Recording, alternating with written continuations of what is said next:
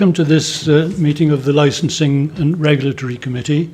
I think for the two gentlemen at the back, we'll introduce ourselves so that you know who's speaking. My name's Brian Strong and I'm chairing this meeting this morning. Yeah, I'm Vice Chairman and my name is Jim Higginson, member of this council. Ewan Geely, Solicitor. Paula Harris, Democratic Services. David Jones, Head of Public Protection. Lee Beach, Licensing Officer. Samantha Wynne, Licensing Officer. David Evans, Member of this committee. Malcolm Lane, Councillor for Mardy, Member of this committee. Jane Pratt, Councillor for Llanelli Hill, Member of this committee. Tony Eason, Member for Dewstow, Member of this committee. Jamie Trahan, Councillor for Overmonnow, Member of this committee. Richard Roden, Member of this committee, Councillor, Member for Dixon with Osbaston. Linda Guppy, Member of this committee and Councillor for Roggett. Good morning, County Councillor Ruth Edwards, Member of this committee. I chair the Planning Committee also, and I'm the member for Lintilio Cresceni. Thank you all very much. First of all, any apologies for absence? Thank you, Chair. We've received apologies this morning from County Councillor Anne Webb. Thank you. Declarations of interest, as and when? As and when, Chair. Thank you. The next item is item 3, to confirm and sign the minutes of two meetings. The first is the licensing meeting held on the 23rd of May. I'll go through it page by page for accuracy. Page 5, 6, 7, 8, and 9. Okay. Chair, Yep. I'll just mention the Licensing Regulators Committee on the 23rd of May. We presented the report about public protection performance, and just the very last point on that was talking about events. And you may recall that the meeting was directly after the Manchester Arena event on the 22nd of May.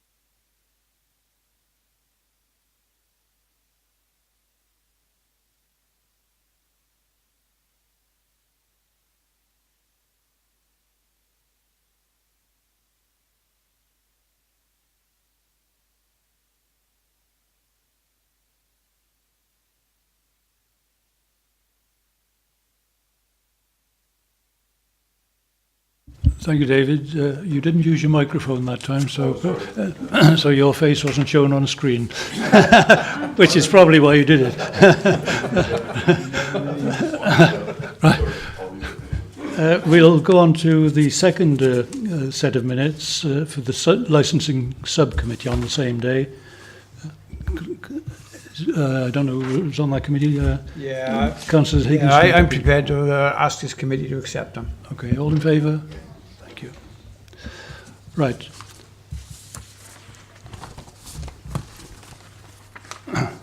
Item 4 is the Hackney carriage and private hire vehicle conditions. You've all had copies of this. I think, David, you'll be leading on this, so perhaps you could start off. Thank you, Chair. Thank you, members of the committee. Yeah, Linda's on holiday, so you'll have to do my good self this morning. Obviously, my colleagues here, Lee Beach and Sam Wynne, can obviously advise on some more technical aspects. But if I talk members through the report, and then obviously we'll come back to the recommendations. So the purpose of the report is to consider our licensing requirements for vehicles with 5 to 8 seats. So obviously members be aware most of our vehicles are obviously up to 4, that's the Ford Mondeos, etc. But obviously there are a number of vehicles, and we talk numbers as we go through the report, obviously for the larger capacity vehicles with up to 8 seats. So that's the purpose of bringing it to you today. The recommendations obviously we'll come back to, but basically 1 to 4 are options for members to consider. 2.1 refers to actually retaining the existing policy as it is, so it stays the same.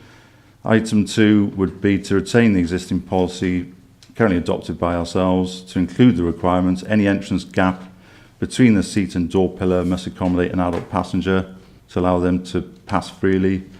Therefore, any gap must exceed 350 mm in width, and we'll get to why that 350 is in there later. The third potential option is to remove item 1 from the existing policy. No seats shall be removed to allow any passenger to enter or egress the vehicle, and remove from item 7 of the line, there must be a clear passageway to each row of seats from the existing 5/8 passenger vehicle check. So also we've got a pro forma, again, we'll refer to shortly. And so the fourth option would be to remove that requirement for further checks for the 5 to 8 passenger vehicles entirely from the current conditions. Those are the options before members this morning. The fifth one then, obviously if members do choose to alter that existing policy, then we would go back to consultation to ensure the taxi trade are fully informed for comments and input from the trade. So those are recommendations. In terms of background, so I won't go through it line by line, but basically first went to committee some years ago, 15 years ago now, in 2002, about approving conditions relating to the carrying of the larger vehicle. That required carriages and private hires to provide direct access and egress to a door for all passengers. This was approved 15 years ago and then updated again in 2010 to include vehicles carrying anything more than the 4 passengers. 3.2 covers what happened then in 2014, so more current times, about a request from the trade to reconsider the policy, specifically to remove the condition that requires access and egress. At that time, so 3 years ago, members rejected that request of the trade in the interest of public safety, retain the existing condition. It is further upheld and continued to remain in force when the taxi and private hire policy revised 18 months ago, and I think members that were on committee then will remember we had a number of members with us. We probably had 10, 12 in the back, and I think the main issue then, 18 months ago, was about the age of vehicles. So that was the last time we looked at it extensively last year, and then obviously again September a year ago following consultation with the trade. So basically that check criteria within the current taxi hire is as Appendix 1, so that sort of covers the what you need to do. 3.3 then is in July of this year, a request was received from a taxi proprietor. That request is attached to Appendix 2 in the report, asking the authority to reconsider the existing policy to remove that condition that requires access and egress without the need to move another seat. The driver specifically refers to his vehicle being classed as a minibus as opposed to an MPV. 3.4, the request made to review the policies made in relation to the vehicle purchased by the proprietor of a Ford Tornado Custom. The proprietor has supplied the Euro New Car Assessment Programme report, which is a safety test that every vehicle needs to go through before being sold to the public, and that's attached as Appendix 3. In relation to 3.5, the point there is it's not about questioning the safety of the vehicle. Obviously, it's got to be fit and proper, and there's stringent safety tests. The policy is put into place by this authority to cater for varying aspects of usage by persons of different abilities, age, and obviously relating to potential emergency situations. The choice of vehicle and criteria on behalf of the public is decided by the authority then issued. So we obviously can permit an authority to attach a condition they consider reasonably necessary, and that's obviously the background to putting in the condition in the first place. So I think 3.5 is just saying that the safety of the vehicle isn't in question. I think it's trying to emphasise it's different for the use of for the use of taxi and private hire as a paying passenger, safety issues and emergency arrangements.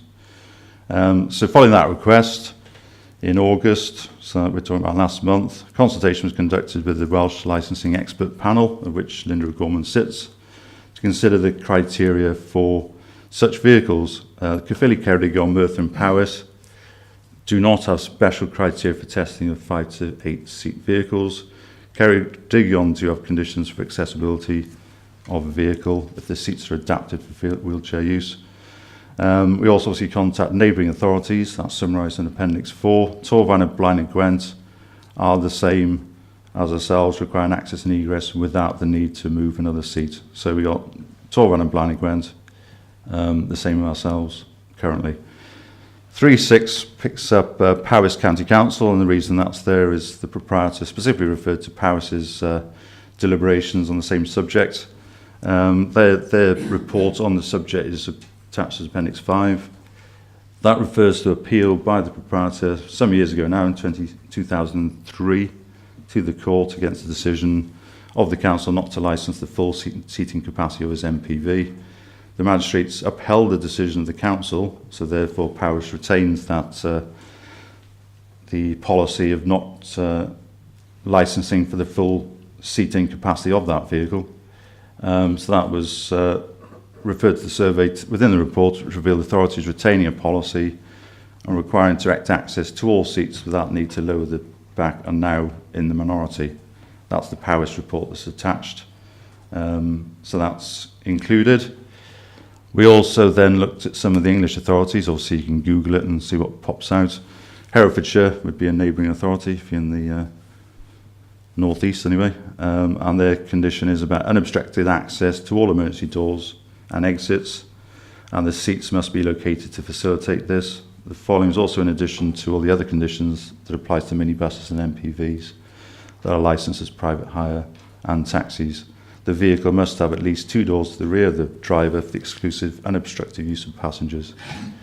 Wakefield, for example, so this is doing a little troll across England. They request a minimum of two means of exit from the passenger compartment behind the driver.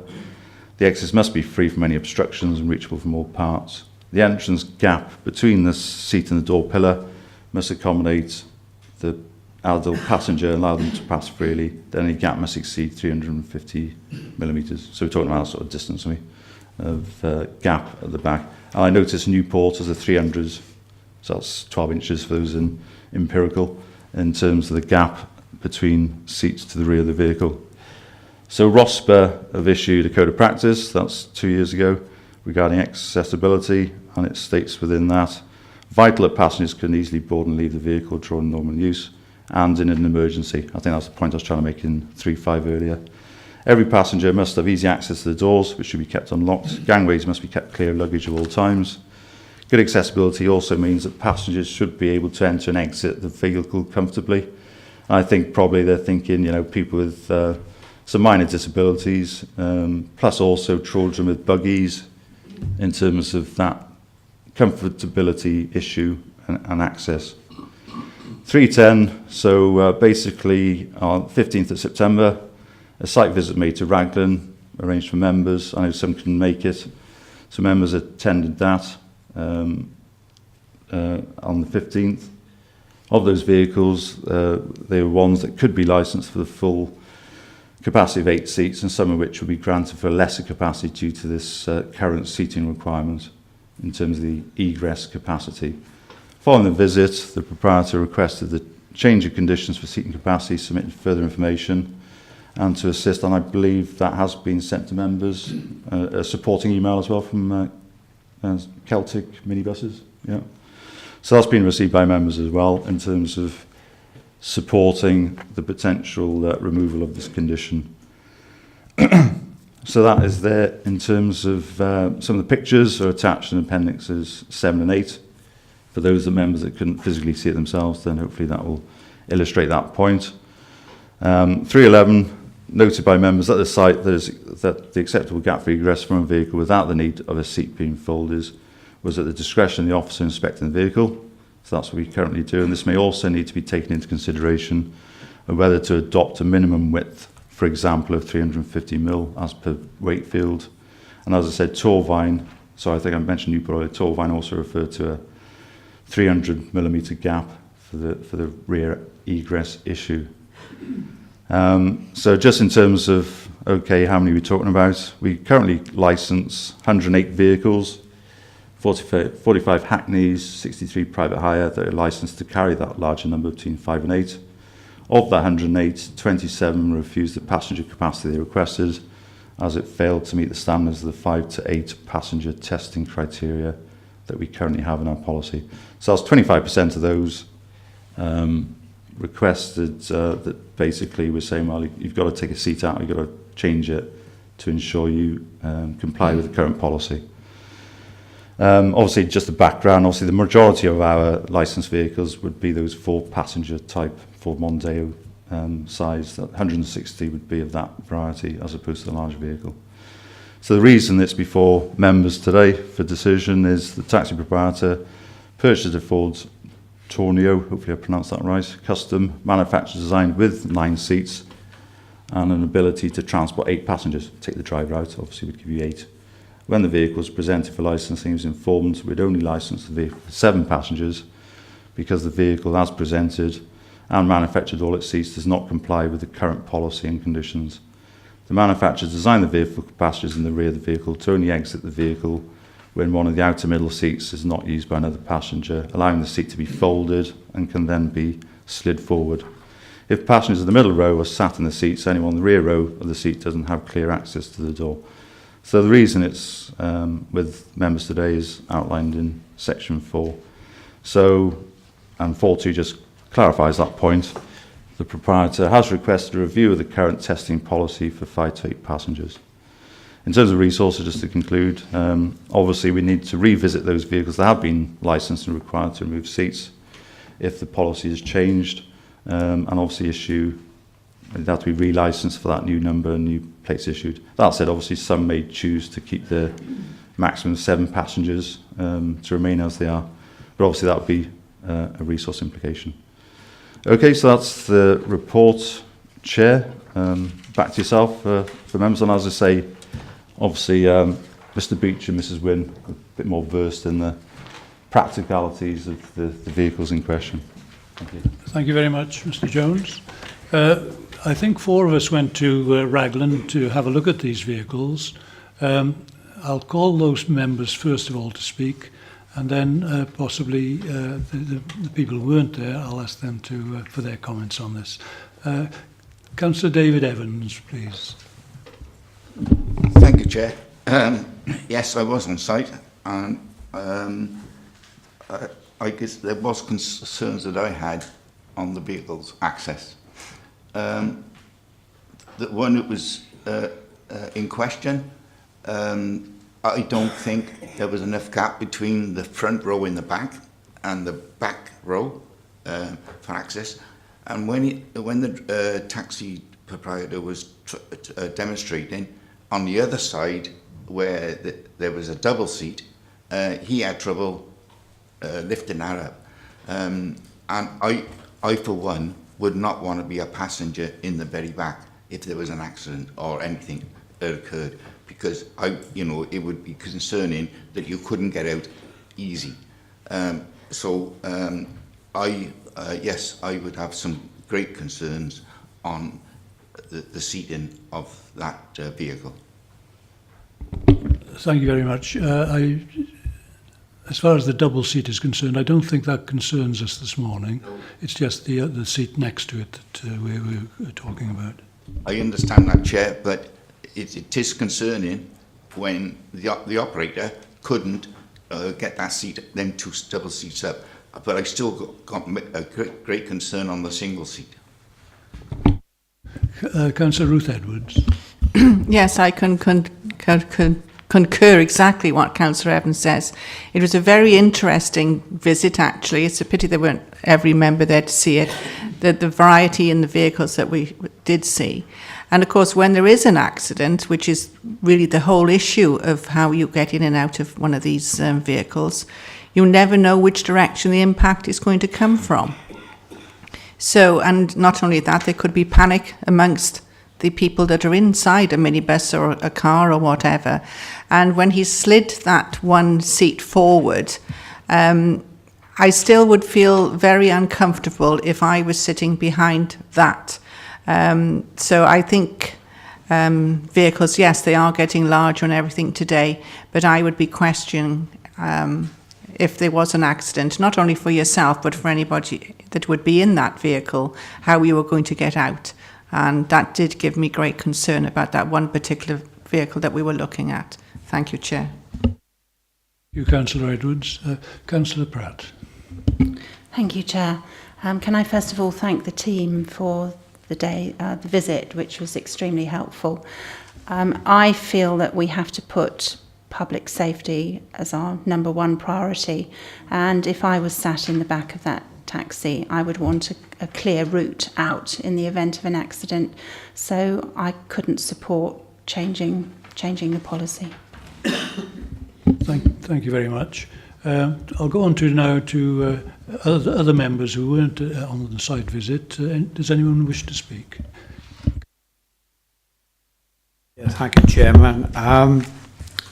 For my part, I wasn't there on the day because I was somewhere else. I just couldn't get there in time, so I missed that. Having said that, I have been in at different points in time. I drove buses for a few years, and indeed involved with the inspection of vehicles at a point in time, and safe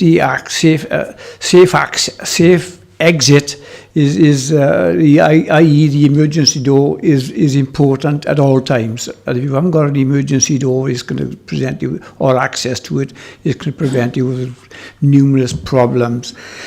In relation to what we call minibuses or multi people carriers, I'm interested in what some of the authorities has done, and they are saying quite clearly that there must be direct access without removing or folding down a seat for people to get out in an emergency situation, and I fully support that, and I think that there should be nothing in the way of an emergency exit at any time. So that's where I stand on it. Thank you. Councillor Guppy. I just wondered if the officers could fill in. It says in the report quite a few years ago that a court case upheld the council's decision, but then at the end of the report it said some authorities have gone back to allowing seats to be removed and alterations of the seats because of the new law. And I just wondered, it's sort of like conflicting advice. I just wondered if you could sort of give any further light on that. Mr. Beach will reply. Okay. Yeah, I think the Powys part of the report referred to the Powys court decision whereby they upheld the decision, so Powys could keep the folding seat access condition as it was. I don't believe there was a change of law following that. Just Powys changed their own mind and decided as a committee that they would scrap the condition and they would allow folding seats to be licensed as they're manufactured. That was a decision they made. It wasn't forced on them by the court. Okay, thank you. Yeah, it seems very much a mixed picture, isn't it, which we tried to reflect in the report to give some balance, but clearly some are very much like ourselves. You know, they're very much about the access egress issue, and it's got to be clear, safe access. I think for members that perhaps weren't there, I think perhaps the appendices is quite helpful. So I got a printed version here. In terms of the pictures on appendices 7 and 8.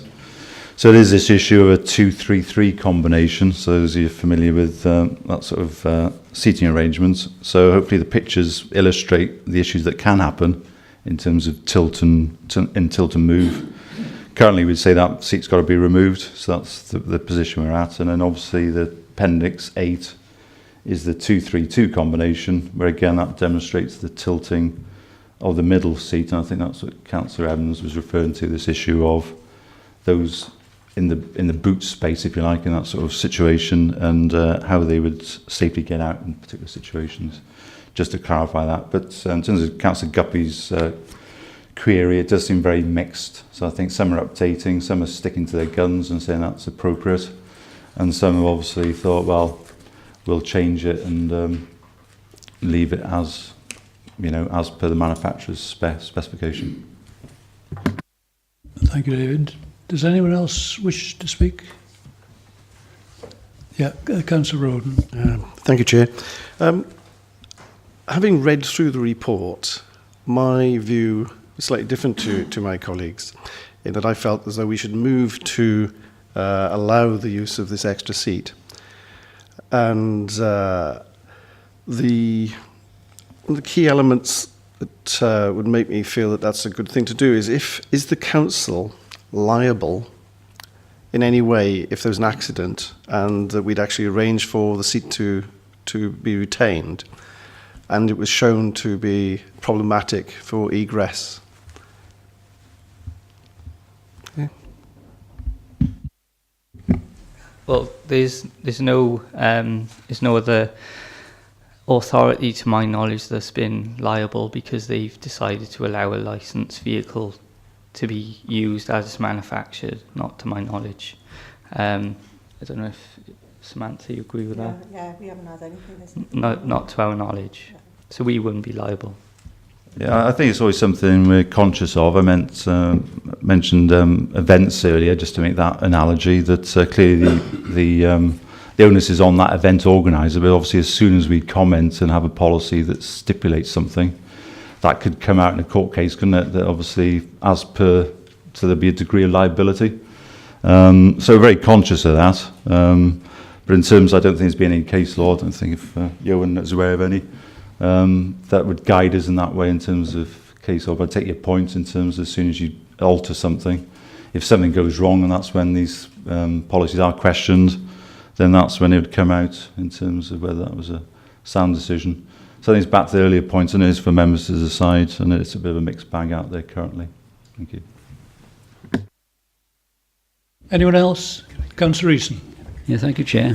Fortunately, I couldn't get to Raglan, but I asked the question that Ford produced this vehicle, yet a number of local authorities are against the need to move seats to get people in and out, and also to block exits to other vehicles. What has Ford's response been, if there's been a response, to producing a vehicle which, at the end of the day, quite a few people feel is not satisfactory for the job? Well, perhaps I start. I'm not so familiar with the vehicle as my colleagues, but I think 3.5 tried to make this point. There's not about the safety of the vehicle. Obviously, you and I can go out and buy one of these vehicles tomorrow. The safety and the crash testing is as per European requirements, no doubt. The issue is the difference between that personal usage and obviously the usage in the private sector, where it's been used to ferry paying passengers around. And I think, again, we try to reflect that in the report, 310, I believe, in terms of 339, sorry, in terms of that comfort factor. So if you've got a young family with a pushchair, etc., it's a different scenario than a private purchase. So certainly it's no reflection on Ford, I'm sure, and I know that the business proprietor did make this point in his correspondence, that that's not in question, the safety of the vehicle. The purpose of obviously this committee is to decide whether that's acceptable in terms of public usage for paying customers.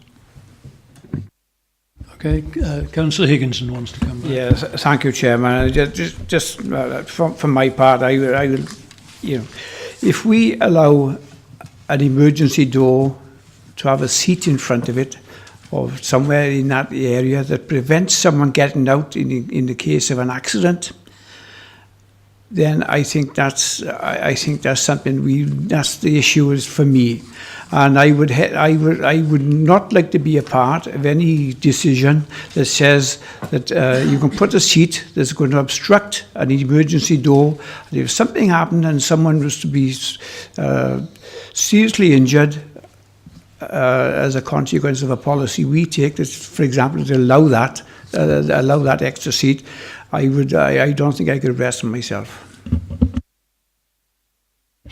Thank you. Councillor Eason.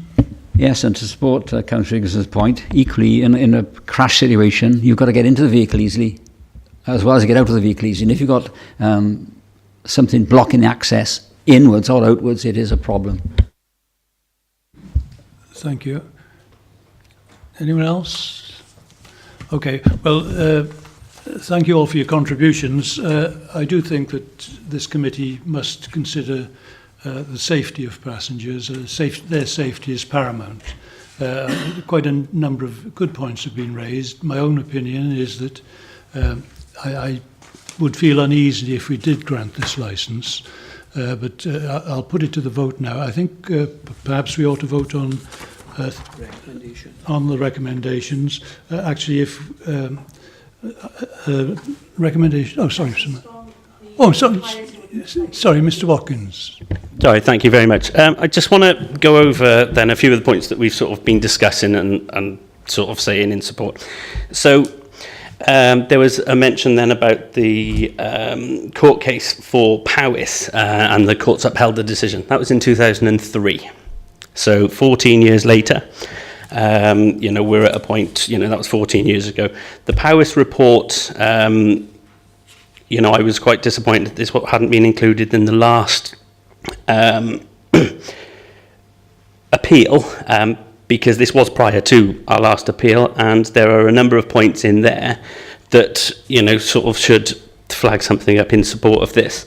So, ROSPA have basically sort of, admitted there's no evidence or data to suggest, any sort of issues with, the seating. They just said it was a good practice idea in 2003, where a lot of councils then brought in the ruling.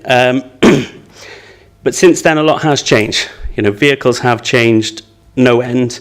And in the 2014 report, there's the comment about how the licensing authorities are now in a minority with this ruling. And they're citing sort of legal cases, legal challenges and what have you.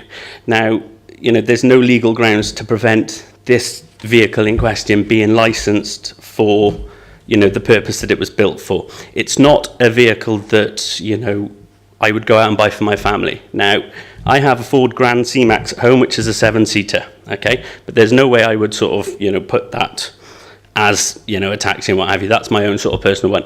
The vehicle in question is a purpose-built commercial vehicle designed for the safe carrying of 8 passengers. Now, it's been through all the testings, all the rigours, and we're not saying anything about the sort of safety because we're saying safety. I will point, the Euro NCAP is not actually something they need to do. It's a voluntary thing that manufacturers put their vehicles through just to highlight just how, safe they are. When it comes to other authorities. Now, the Powys report has clearly sort of indicated that, authorities are changing, and this is because of legal challenges. No council have actually won a legal challenge based on this. Now, there are a few councils out there, and you can grasp at those. So Wakefield, for example, who have still got this sort of ruling in, but the majority don't. And the only reason why, they haven't had a sort of change of it is because they haven't been challenged. Now, I wouldn't be here today challenging this, if I hadn't had such a sort of ordeal, sort of, trying to license this vehicle with, the licensing officers. We won't go sort of into the points because I don't think they're sort of, really sort of relevant at that point. But, people are generally across the sort of board in Monmouthshire, they're sort of scared to appeal because, they know that they're not typically listened to. It's made difficult, it's made hard. This hasn't been an easy sort of process for me to do. I've been sort of, being sort of almost sort of bullied to not sort of do it, I sort of feel. But the more I look at this case, the more it's clear that, this is a ruling that, yes, was applicable in 2002, but we're in 2017 today, and in 2010, the Department for Transport made a sort of comment about it being sort of restrictive, to the taxi trade, etc. If councils wouldn't allow individuals to license these vehicles. Now, I think that was brought in, you know, on the sort of basis that vehicles did change. You know, so where a lot of the things that are being looked at and said are from 2002, 2003, you know, it's a suggestion off a report. There's no fact, there's no evidence, there's no, you know, court cases that have been, you know, won by any sort of council, you know, probably since the you know, early 2000s. The vehicle that I have in question, as I say, is purpose-built. It's not built for families. They are full-time seats. And on the day, I did invite members to, you know, sit in the vehicle and try it. And where I sort of did struggle was getting the seat back down after I had sort of lifted that sort of double seat. But the rest of it, you know, it's simple. It's simple. Red tabs, pull, bang, down, over. Okay, it is very simple. I you know, requested members sort of try, but nobody, you know, wanted to at that point, which is fine. One thing I will say as well is with the older vehicles, so the older Torneos, which is currently licensed, they were stock produced in 2012. So the newer vehicles now of what is the most common vehicle to be used as a taxi is, you know, this one, and it's being restricted because, you know, you're saying about mobility issues and people with getting in and out, okay, and that's fine. Now, on my vehicle, you'll notice there's a step to get up into it. It is made easy for people with certain ones. The older vehicles don't have that step. So it's probably harder for people with, I suppose, slightly restricted sort of abilities to get in and out of the older vehicle. Whereas mine, you know, they do put a lot of time, thought, money, effort, resources into these things. These vehicles are sort of crash tested, and, you know, you can run through hypothetical situations sort of all day, and they do try and sort of do all this. Now, one thing I can't find is sort of any evidence to suggest that, you know, actual sort of factual evidence to sort of prevent this, you know, being sort of changed now. I, you know, wonder how many, you know, vehicles Monmouthshire have sort of tested themselves in hypothetical situations of scenarios being run of if this happened, what? Because you know, I just haven't seen anything. I've looked at the report, and all I can see is sort of clasping at straws, going off other people's, you know, rulings that are now in the minority, and those other people have only got those rulings because they haven't been challenged at this point. I don't know. So yeah, I mean, when it comes to competition, so I'm Monmouthshire licensed and what have you, I can license my vehicle for 7. Newport, they can license them for 8. So, you know, cross-border sort of taxiing, people in Usk and what have you, they want an 8-seater. Well, they can't get one in Monmouthshire. They'll get one from Newport. Where's the safety in that? Where's the safety in the fact that to get, you know, the sort of more modern vehicles, and this will become more apparent, vehicles, you know, you can only run old vehicles for so long. They have a shelf life. And, you know, I am sort of concerned about the sort of future. The only thing, you know, I could sort of see is that potentially, you know, licensing, are saying, you know, Note 7, so more vehicles are needed licensing, more revenue on their part. Passenger Transport Unit issue their contracts under 8-seat things, and the only way to have these 8-seat things now, you know, it's becoming more and more hard because the only option you've got is the older vehicles. Had I spoken with Mr. Beach at the time when it came to licensing the vehicles, I believe he would have given me a, you know, more sort of appropriate view on the licensing of the vehicle, and that would have probably lent me to buy the older vehicle. And, you know, is that a good thing? Is it good that I've got a higher emission, higher sort of more polluting, less safe vehicle, or is it better sticking with the sort of newer, you know, newer vehicles that make perfect sense? Thank you, Mr. Watkins. No problem. Can I come back, Chair, Yes, on of some course. those issues? Obviously, in terms of obviously liaising the taxi trade, this was done extensively 18 months ago. So no one raised it in April 2016 when we reviewed the policy. It was all about age. I remember there's 12, 15 operators and drivers in the back. I think Mr. Webb was there representing Abergavenny taxi trade, etc. So there's a number of people there. The whole issue of this wasn't raised at that point, but certainly we're responding to you now. In terms of this issue of you going by a vehicle, then clearly Appendix 1 was sent to you, so that's fairly clearly stated Number one, no seat should be required to be moved to allow any passenger to enter or egress the vehicle. So the very fact that you'd have to move that to allow people into the back row is clearly stated. So that was given to you from the outset, so I'm not quite sure this issue of I wouldn't have got it if I'd known. If I just carry on, in terms of the powers thing, well, clearly you're referring to Appendix 5, which is their decision in March 2014, and that gives you a history of the powers position. I think it's a general comment of ROSPA, because again you referred to ROSPA in terms of their view. Okay, it's 2003, but I think it's a generic comment that would be applicable. People can make a comment in 1992 and it's still applicable. 2.3 states quite clearly, is ROSPA's view that all vehicles designed or used for public transport, including hackney carriages and private hire cabs, should provide adequate and ready means of access to each and every seat. Passengers should be able to exit the vehicle without having to climb over or move a seat or wait for another passenger to exit. Passengers sitting in the middle of the rear seats would have to wait if they had passengers either side of them. Therefore, ROSPA supports the policy of many licensing authorities, we've commented some have and some haven't, of limiting the number of seats in MPVs that are used as taxis or private hire vehicles to provide passengers in the rear with safe access to and from the vehicle. I know you're going to say it's not an MPV, but I think the principle is what ROSPA stated would still be applicable today. As Mr. Beach said, obviously the magistrates upheld that decision.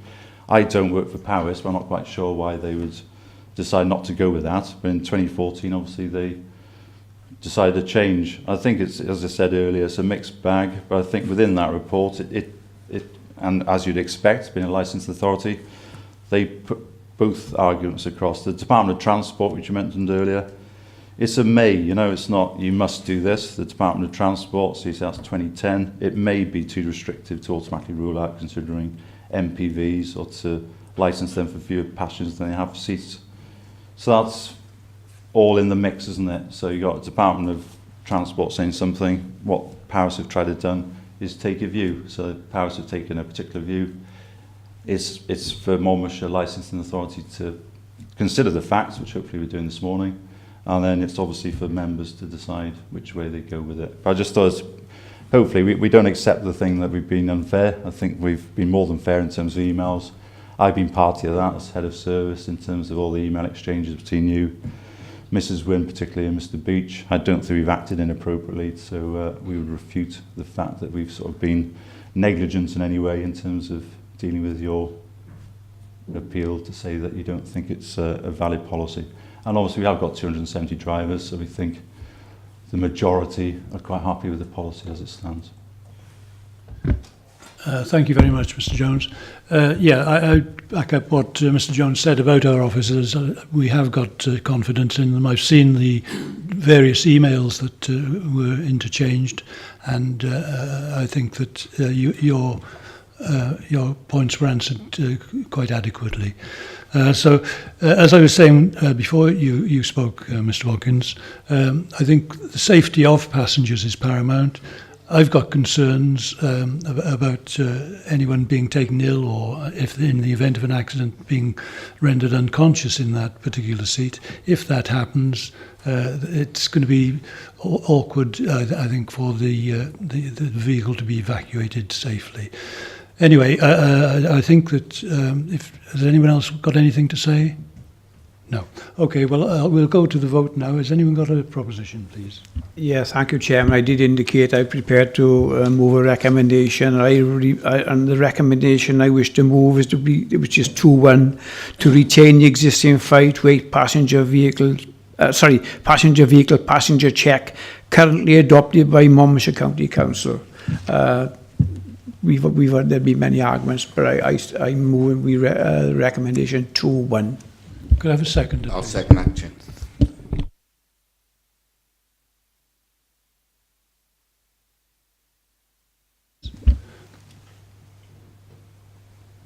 That's unanimous. Thank you.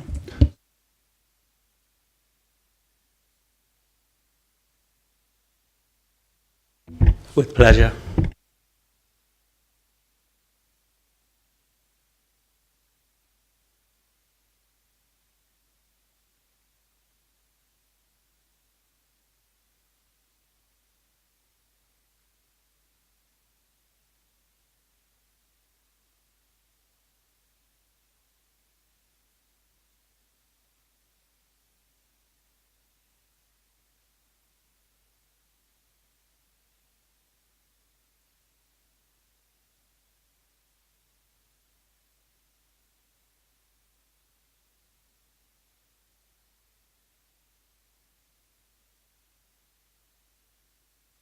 Okay, we'll move on now to item 5, wheelchair accessible vehicles. David Jones, please. Thank you, Chair. I'm sorry, Mr. Linda, this morning.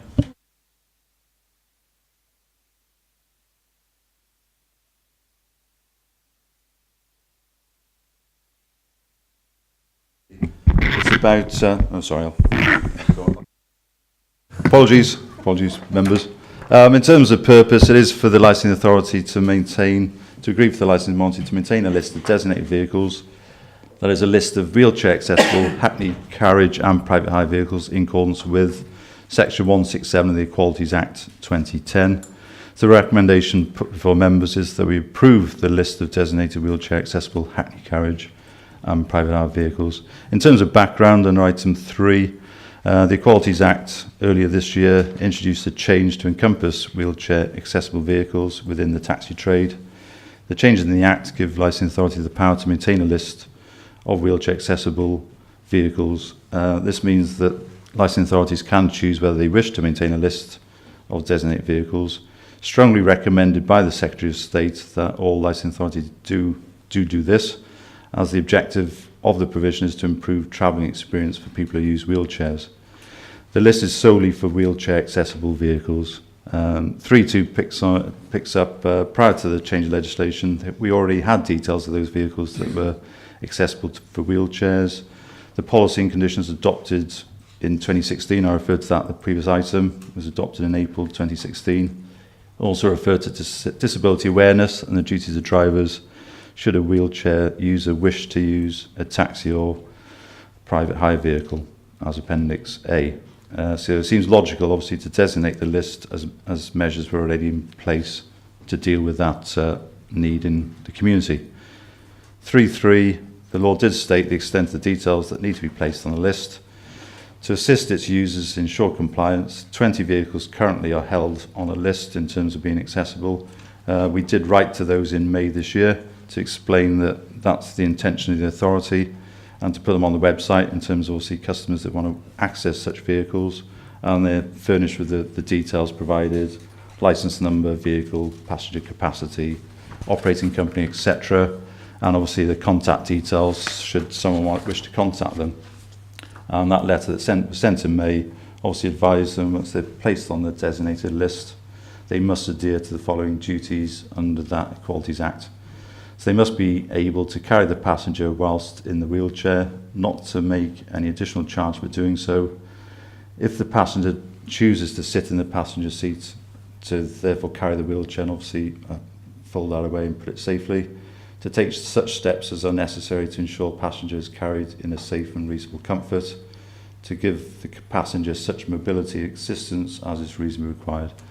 So those 20 current owners agreed to being placed on that list, and that is accessible on the website. We did check yesterday to make sure that is, does apply, and that is the case. So as I said in the previous item, Linda sits on the licensing expert panel. In June, it was recommended that licensing committee should agree to that list being adopted by those authorities, even though it's not stipulated within those changes under the 2010 Act. The reasons given, an authority can designate a vehicle as wheelchair accessible upon its list without the consent of the owner. So in terms of open access of information, obviously we have been to that process of advising there will be on a list, so we have got their consent. The vehicle owner can then appeal, should they so wish, about being placed on the list. It is felt that if committees have adopted the list, they can then hold a hearing if a person does not wish to be placed on the list. Stay with me on this. So it is a bit of an odd one, but basically if they then choose that they don't want to be on the list, then clearly they can go through a process with the magistrates court. It is also noted at the meeting of the licensing expert panel that the Act allows authorities to exempt drivers from the duties to assist passengers in wheelchairs if they are satisfied it's appropriate to do so on medical grounds. This is obviously the driver themselves. Should that driver's physical condition make it impossible or unreasonably difficult for him or her to comply with the duties. If no medical certificate is submitted from the medical practitioner, then why the driver should be exempted for such duties, the matter would be deferred to hearing for a decision on that exemption. So I think this is just to sort of clarify, yes, we've got a published list it's approved by committee, and I think that will help us should we have any challenges, be it the fact that the driver's stating he's not fit enough to obviously undertake those duties under the Equalities Act. So I think it's just in terms of getting it ratified by this committee this morning. So that's why 3.5, the report requests this committee to formally adopt the list of those wheelchair accessible vehicles. I think that's the reason for one, as stated, and as I said, is recommended by the Secretary of State, because our legislation is coming out from Westminster as opposed to Cardiff. No resource implications on the back of this report, Chair, and that concludes the report. Thank you. Thank you. Mr Jones. Councillor Ruth Edwards. I'm just wondering, is there specific training for staff to who are taxi drivers or anything to undertake any specific training in case they do have a request?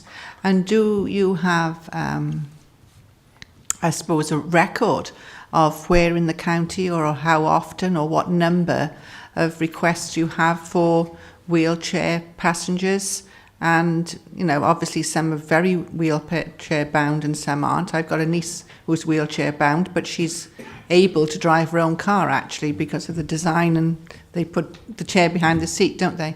But obviously there are a lot that don't drive at all and do request a Pacific taxi. And there must be perhaps different parts of the county, are there, that have more demand for that type of thing? But it's wondering how much training is given, you know, to people who are driving that vehicle and how capable they are. Because they might say, oh yes, I think I could manage that. But until they see the actual passenger and how disabled they are, they might be in a situation where they cannot transport that particular passenger. I start off, and perhaps in terms of the locality, I'll hand over to Mrs. Wynne. But I should have referred to Appendix A perhaps when I was covering the report off. One of the changes that came in when we revised the policy in April 2016 was the whole issue about disability awareness. So that is a requirement now on all the drivers to undertake disability awareness training. So all operators and drivers must be compliant with that. So they'll have that specific training in terms of how we deal with disabled persons, and encourages operators to provide a 24-hour service for those persons. So we're strongly encouraging the provision of access vehicles. I'm sure it's one of these things that's only going to increase. So that is part of the policy under page 38, so that's covered off. Then the more specific things about, so obviously that would cover all your drivers, so they're aware of, you know, picking up someone out of any train station, they've got some limited impairments, you know, what would you do in those circumstances? That covers the sort of everyone. And then more specifically, Appendix D refers to those wheelchair accessible vehicles. Obviously you put the wheelchair in wholesale into the vehicle, and that's covered on pages 54 to 55 of the report. And that stipulates that those that are licensed for that wheelchair accessibility only driven by licensed drivers' knowledge of conveying wheelchair bound passengers. So that's paragraph 33, for example. Drivers of wheelchair accessible vehicles are advised to attend a recognised training course to ensure they comply with those health and safety requirements for handling and securing wheelchairs. So of those 20, they would have had enhanced training to ensure that it's tethered down, etc. Record of how many requests you get throughout? That's what I'm going to hand over to Mrs. Wynne. We don't actually get that many requests. Excuse me a minute. We've got 20 vehicles throughout the borough, well, county, sorry, that are licensed. Most of them are used on PTU, social services sorts of contracts anyway. There's not many that you can actually hail in the streets, to be fair, because there just doesn't seem to be a need for it. I've been doing licensing for the longest here, and I've probably only ever had 4 or 5 phone calls where someone said that they've wanted a vehicle, and that's in the last 20 years. So I think most of the people who use them either can transport themselves or are already aware of the ones that can use, or, you know, these companies that we've got, Chepstow, Abergavenny, Monmouth, they're all out there, but we haven't got an excess amount of them, but we don't have that excess amount of calls either. And I should imagine a person who is wheelchair bound and regularly requests that they usually request the same driver for, you know, for personal reasons, I suppose, so they feel comfortable with the driver, because obviously that's what you hope for anybody driving a car or a passenger, but especially if you're wheelchair bound, because you would feel far more vulnerable than an able-bodied person with somebody driving the car. Thank you, Sam. Councillor Easton. Yeah, thank you. I'm rather curious about the second paragraph on 3.4, that some operators might feel they don't want to be on the list. You've got 20 vehicles available for the list. Is there an underlying reason why an operator wouldn't want to go on the list and feel he needs to go to Magistrates Court to come off the list? Because this list surely would be a public available list where people could select a mode of transport if they want to get all of it. I'm just curious about that paragraph. I think Councillor Easton's right. It is a bit peculiar, isn't it? I just think it's put in there because it's come through this expert panel that represents all those licensing authorities across Wales. That it's something we need to consider. Should it happen? It hasn't happened. So we've got the 20, and obviously we wrote to them in May. Advise them this is what we want to do to ensure that obviously everyone knows who you are, and hopefully they see it as a business opportunity. So it is on the website. I think it's a bit of an anomaly as to why would anyone say we don't now want to be on it, which would be very peculiar, and I think we'd liaise anyway with them. Yeah. There could be a change of proprietor, some things happen that's changed those parameters. But I think it was just there through the technical panel, something needs to go through licensing authorities to rubber stamp it, if you like. But I think it's just to say that, you know, should someone not want to be on it, I take your point totally, but should someone then decide they don't want to be on the list, it could be a change of proprietor potentially, then they have got that right to appeal to the Magistrates Court. I think it's a bit of a legal, technical issue.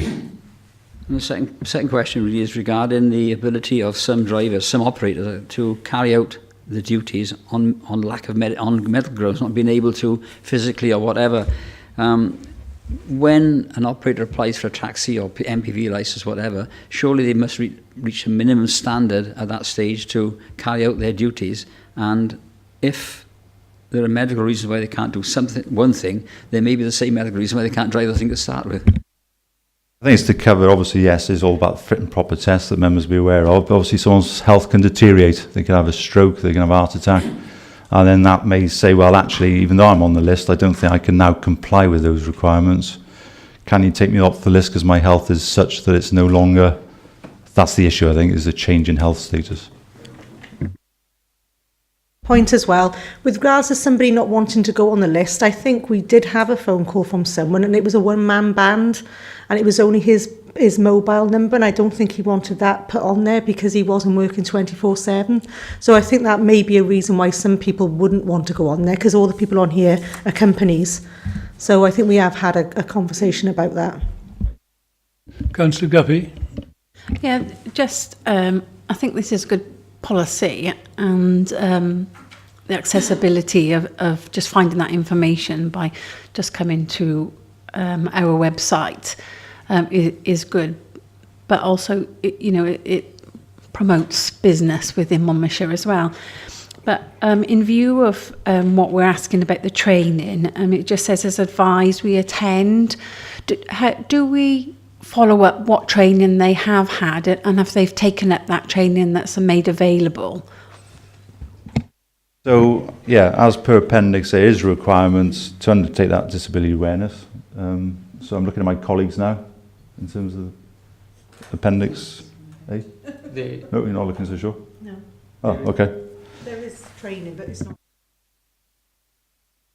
In the policy, it does state that if you have wheelchair accessible vehicle, then the driver that is sent by that firm out must be competent and trained to know how to use that vehicle, the ramps, the lifts, and those type of things.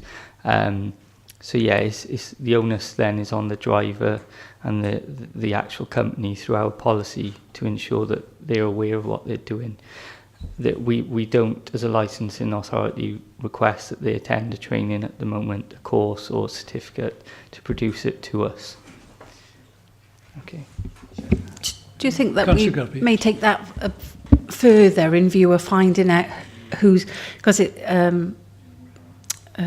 page, or it's appendix D 33 says that we advise, well, I think it would be tighten up this policy rather than to say advise, because to advise might be they haven't, and I think maybe it could stop complaints, but also improve the service that we're offering in view of the names being recognised. Would it be a good recommendation then for us to consider the types of courses available and the type of courses we would like these drivers to obtain? And also to find out if the drivers or the owners have taken this up. Can we have a record of actually who's gone through this process, really? Certainly, I think obviously important to get that sort of agreed, but I think it's one to move forward with, isn't it? I think in terms of the operator, I'm looking at my colleagues, but I'm sure these are very legitimate companies. They're more than happy to comply with that. So I think we'll raise the issue. It's come through committee this morning. It's a good point. I'm sure they'd wish to demonstrate their competency with respect anyway. I think next time we try and review the policies every year, every other year perhaps. So as and when it comes for review again, obviously we've just been through the gap requirements in terms of the seats, so we don't want to be changing every 6 months. It gets a bit confusing. But certainly I think the here and now is we can go back to those operators, say it's been raised as an issue in terms of evidencing it. I think that's your point.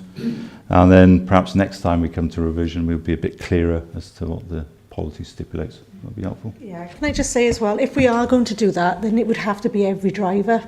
So there's going to be an implication of cost, whether it will be our cost or whether it will be a cost direct to the driver, or whether we have to increase our fees. Because if we just said that anybody who's going to be using a wheelchair accessible, we're not going to know. I mean, drivers are constantly changing companies all the time, so it will be a massive change, and it will be something they'll have to sit before they actually get their driver's licence from us. Maybe just as a starting point, just to find out who is, have they taken that extra training really as a baseline to start with? Absolutely, and I think Councillor Guppy's point was obviously the Appendix D bit, wasn't it, where you have actually got those. So that's less onerous. I think Mrs. Will, in terms of the 20 we've currently got, is to evidence those 20, and yes, longer term, I think, is the point of casting that wider. Yeah. Thank you. Councillor Edwards. Yes, that's what my whole point was, as to who is trained, and if it's a firm, they would most probably need more than one driver who's competent, rather than, because you could have two requests in the same time. But if you're not careful, that people might think, oh yes, I can manage that, and end up with two on the floor or something or other, and who is liable then? It's like if you request on an aircraft extra leg room, and they ask you then, are you competent in helping somebody in an emergency?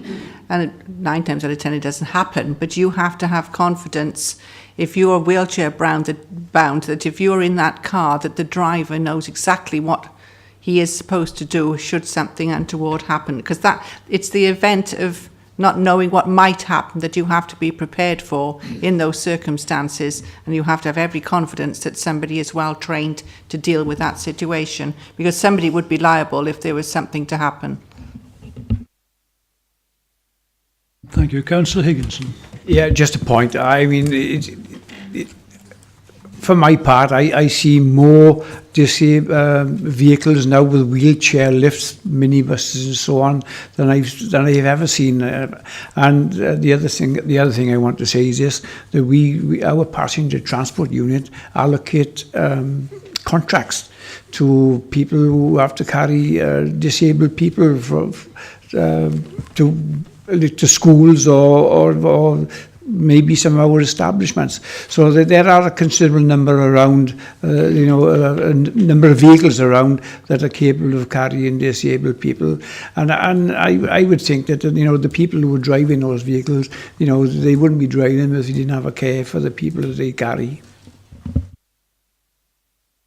Thank you. Well, we'll go to the recommendation with the additional bits and pieces that have just been discussed, that the committee approve a list of designated wheelchair accessible hackney carriage and private hire vehicles. All in favour?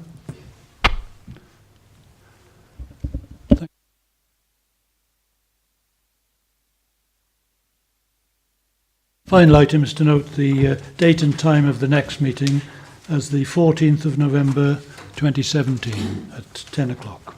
Thank you all very much for coming this morning, and thank you to the officers for all their help in helping the meeting go